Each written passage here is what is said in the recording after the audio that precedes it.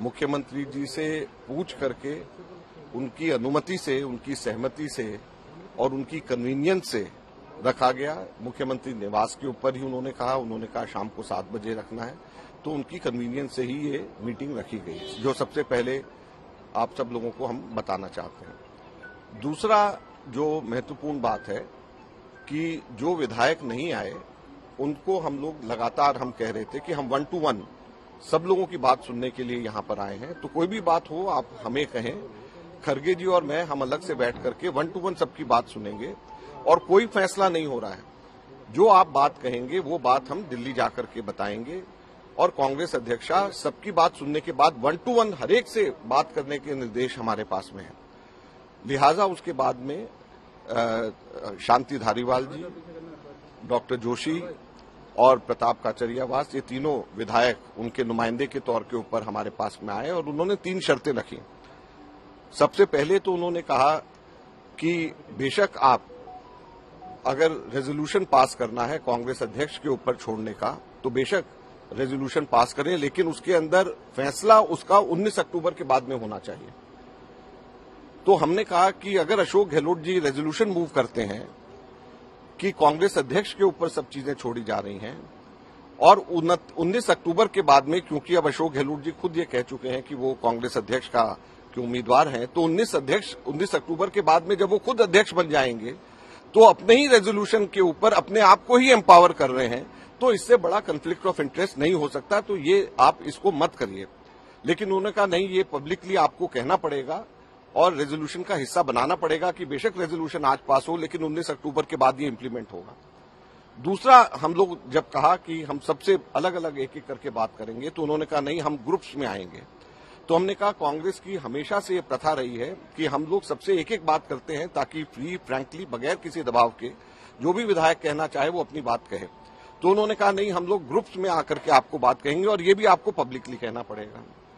तीसरा, उन्होंने जो पॉइंट जो उन्होंने बोला कि 102 जो विधायक उस वक्त लॉयल थे, अशोक जी के साथ में थे, उनमें से ही कोई बनाया जाना चाहिए, सचिन पायलट या उसके ग्रुप में से नहीं बनाया जाना चाहिए। तो हमने कहा कि आपकी भावना, जब हम सबसे एक एक करके मिलेंगे तो जो आपकी भावना है एग्जैक्टली वो सारी की सारी भावना जो व्यक्ति कर रहे हैं वो कांग्रेस अध्यक्षा को हम बताएंगे और कांग्रेस अध्यक्षा उसके बाद में अशोक गहलोत जी से बात करके, सबसे बात करके फैसला लेंगी। तो इसलिए किसी को ये बात की चिंता नहीं करनी चाहिए कि आपकी बात की भावना और आप लोगों की सोच नहीं जा रही है, लेकिन वो इंसिस्ट करते रहे कि ये तीनों के तीनों रेजोल्यूशन का हिस्सा होना चाहिए और इस कंडीशन के ऊपर रेजोल्यूशन होना चाहिए।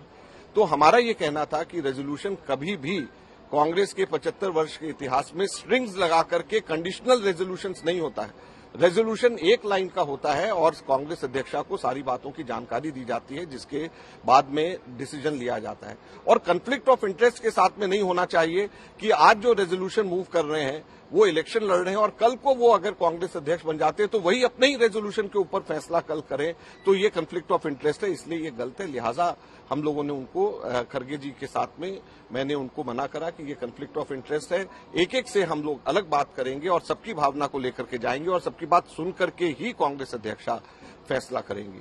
तो ये मैं बात आप लोगों को बताना चाहता हूं। उसके बाद में हम लोग इंतजार करते रहे, वो लोग नहीं आए और अब हम वापस खरगे जी और मैं हम दिल्ली जा रहे हैं और अपनी पूरी रिपोर्ट हम लोग कांग्रेस अध्यक्षा को हम लोग सौंपेंगे। एक